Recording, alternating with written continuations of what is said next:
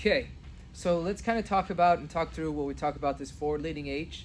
To provide some context to what I'm explaining, I posted a picture yesterday of a young lady whose angles scientifically tell us that the joint flexion, and extension angles show us and help us understand that she's not going to be able to access certain muscle groups like your hamstrings and your glutes as effectively just because of the position she's launching from. And it's a position that's highly promoted in softball, and it's also very misunderstood and misleading. Now, number one, that context we have to understand is that in those joint angles, this is not something that's truly up for debate. There were EMG studies, that means they put sensors on you that tell the contraction level of those tissues. They take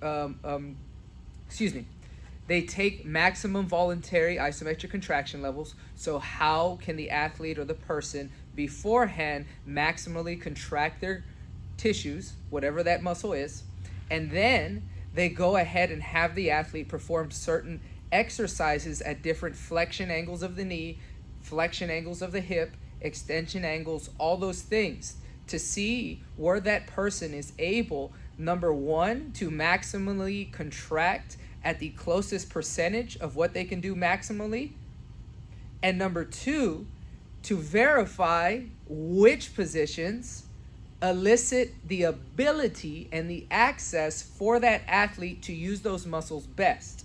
Another EMG study has shown us that during a windmill softball motion, EMGs has shown us that the glute medius and glute maximus, the muscles around your hip, are the most active muscles during contraction, are the most active contractory muscles during your softball motion. So what that means is they are used the most to help create horizontal movement across the earth. Science additionally tells us that your glute max and your glute medius are active the most during thrusting motions, not during squatting motions.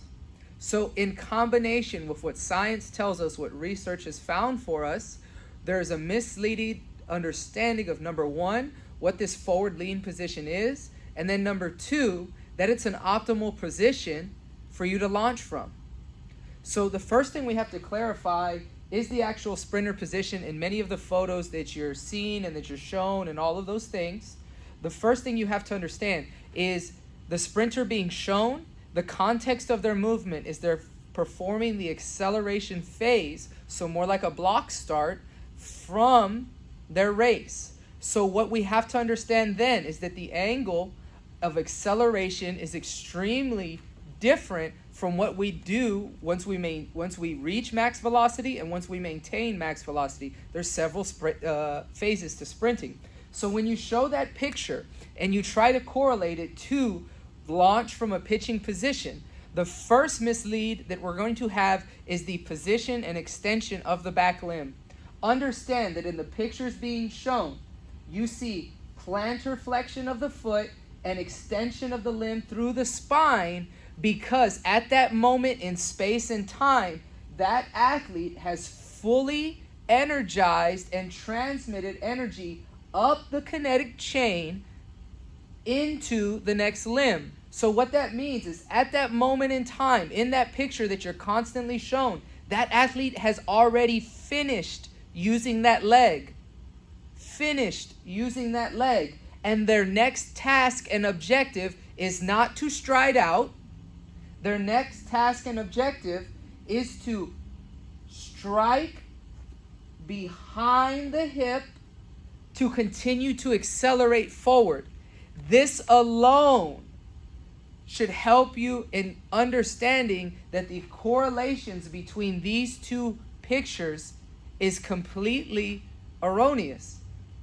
You're not doing the same thing in pitching. You're going off your drive foot and you're covering as much ground as possible. Well, not as much as the energy you create elicits. You're not striking the hip back up, striking the foot underneath you to accelerate continuously again. So what you want to compare is more of a block start and the first move of a sprint, of a race sprint, not what they're doing after, because it's completely different when we get to that second leg. They are already done creating energy up the chain, and now impulse is now to redirect back into the ground so that they continue at these positive acceleration angles. What we can learn from that, though, is that how did they get there? How did they get maximal contraction of hamstring, calf, and glutes with that first step? That is something that we can look at and transfer over to our sport. So, the idea that posting pictures, number one, this is Monica.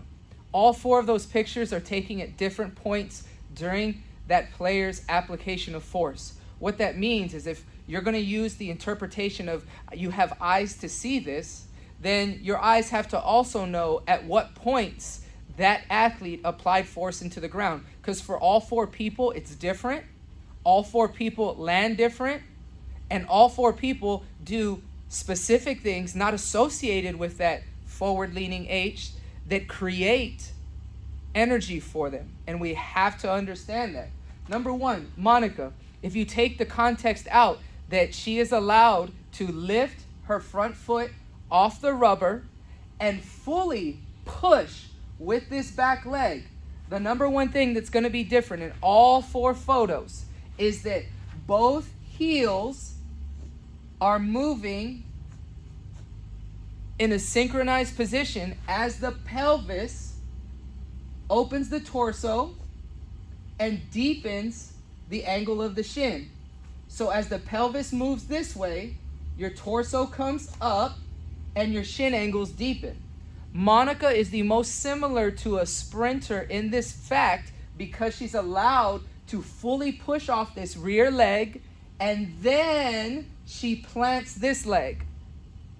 So hers, yes, you can say she can use that position, but unless your athlete is allowed to do what Monica is allowed to do, what you're going to get, and what the picture I showed yesterday was an athlete that has a straight back leg and a flat foot while the front foot is plantar flexing into the ground and the back heel is pushing back. That forward leaning letter H maximizes nothing because science tells us that in this position with heel collapse and a straight limb, you have very little excitation of the hamstrings, which are a hip extensor, meaning they push your pelvis forward and extend your hips. If they're not active, you're not going to get access to your glutes with this rear leg. And it's a big reason why a lot of kids open early because this becomes a dead foot. And when you have to throw it, because your brain understands there's no energy that you're putting through that hip, it's going to throw it and you become anchored by that foot. The second thing that we want to look at here is that Monica, she has, when she's driving this foot down, that space, she once again attacks backwards, just like she's accelerating with 2 steps.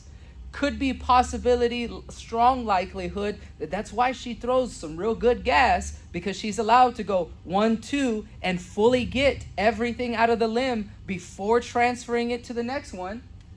No one else gets to do that in pitching.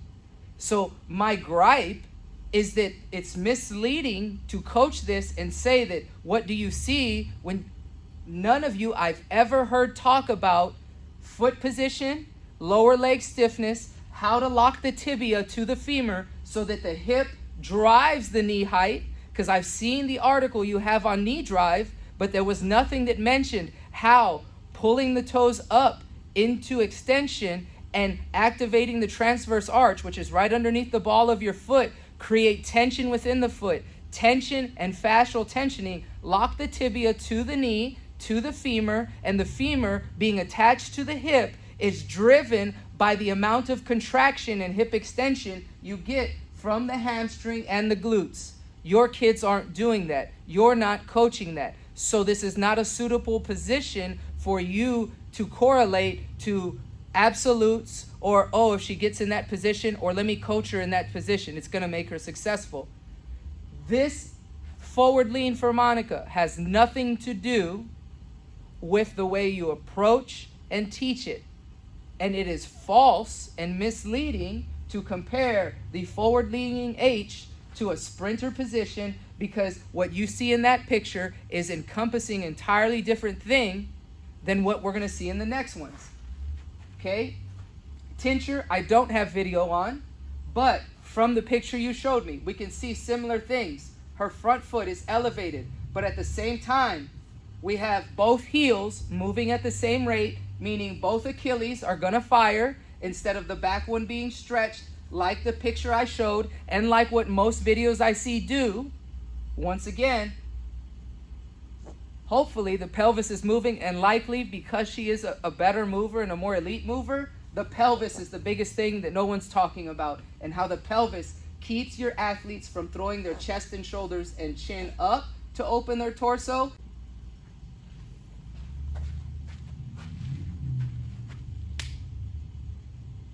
So moving on, we get over to you. We already talked about these movers, things that we need to be concerned with looking at. Once again, in her video, and I've seen video of her, the things that we see that are consistent and constant in all four are that when they decide to load, everything gets pushed in this manner. So their body is moving in an accelerative angle with their first movement, which is important. So this means that we see, once again, all four have in common. The heels lift and the shins move equally at the same time. At the moment of load, they're almost parallel with each shin, and that's what's important. That's what's important. Now, continuing forward, the biggest thing and the most erroneous part of showing four pictures is that I know when you talk about, well, what do you see? I see really good things here. You give me four pictures in exactly different moments of what the athlete is at in their load sequence. I can tell that, number one, because I understand joint angles, joint positions, and biomechanics, and I've seen video of them as far as understanding how they're sequencing and at what moments and what angles elicit what I'm seeing. And so you and I and most of us aren't seeing the same thing. We're not. You're seeing this, oh, all of them are in this forward-leaning H. I immediately notice that most 95% of kids, like I mentioned earlier, when they try to get to this position because it's coached so much, this heel collapses down, this foot applies force, and when that heel collapses down, once again, you don't signal the hamstring, which doesn't signal the glutes. By default, that's going to be a dead leg. You don't see this present in any of them. Kat has it a little bit, but let's continue here. The picture you send me, we see her already in external rotation. So her foot is pronated and her knee is externally rotated, and there's still bend in the knee. So we can't compare these points. We can't compare these points to a sprinter's position or use that example once again, because the task is entirely different and the motions are happening different. There's a moment of that block start that's present and that we should utilize and strengthen and understand, but it's not the total sum of the motion that's happening here. As we move on, Kat, and Kat's going to be the best example of understanding why this position isn't elite. Number one, once again, we see Kat, as she moves through, her pelvis has movement that sets and deepens her shin angles. But because Kat is so much taller from a torso perspective, and she keeps that torso high, she is one of the most easiest examples of someone who opens their torso with their chest and shoulders instead of their pelvis. And the reason for that, by default, is because of how stiff she is in this letter H. I would ask any of you to stand in this manner, stand in that four-letter H, and then see how easily and how much you can thrust your hips forward from that position. Then have the angles that I proposed and see how much you can drive the hips through and forward. And once again, like I said in the beginning, thrust of the hips is the most productive movement when it comes to increasing contraction and firing of the glute maximus and medius, which is the strongest muscle active during our pitching motion. So if we are not putting ourselves into position, or we are promoting a position that doesn't do that, you're not optimally maximizing what is... I know. You're not promoting positions that by scientific study tell us that we're going to get optimal launch of our athletes. And this is why I say that the forward-leaning letter H, and in context of our discussion, the picture I posted yesterday is not productive when it comes to teaching or comparing any of these items. We can take parts of the block start within our pitching motion, but we have to understand, you want to get video of the 1/10 of a second that happens before you see that picture, because it's how that is happening that's important. It's how the athlete is going into that position that we need to matter, because once again, their task is completely different after this moment than a pitcher's is. And you cannot correlate those two. You cannot let your eyes lie to you, because number one, you're not understanding that context first. Number two, you're proposing that the picture I posted yesterday is the same as these four when they're not. And you can clearly see that after I've pointed those things out. And I'll post video as well. And I've already posted video of what what 3 of these athletes do during their pitching motion, and what 10 other athletes do trying to mimic it. They do the exact opposite thing. Sorry. Oh, you're fine.